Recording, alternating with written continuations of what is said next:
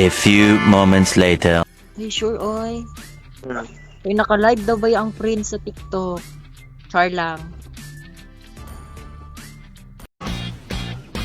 Excited when an alien device did what it did and stuck itself up on his wrist with secrets that it hid. Now he's got superpowers, he's no ordinary kid, he's fantastic.